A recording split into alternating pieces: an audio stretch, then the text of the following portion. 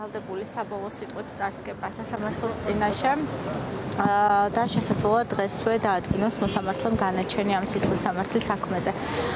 Როგორც ჩვენ დასკვნით სიტყვის ეტაპზე ყურადღება გავამახვილეთ იმ გარემოებებზე, რის გამოც ვფიქრობთ, რომ ზვიადრეტიანის ქმედება არ შეიძლება შეფასდეს როგორც პოლიციელზე თავდასხმა. აქ მნიშვნელოვანი საკითხია ის, რომ ზვიადრეტიანმა ერთჯერადაც სახეში გააცმასილა პოლიციის თანამშრომელს, რაც არ არის იმ სახის ინტენსივობის მქონე, რომელიც შეიძლება რომ შეფასდეს სერიოზული ზიანის შემქმნელ საფრთხედ და მით უმეტეს განისაზღვროს როგორც პოლიციელზე თავდასხმა.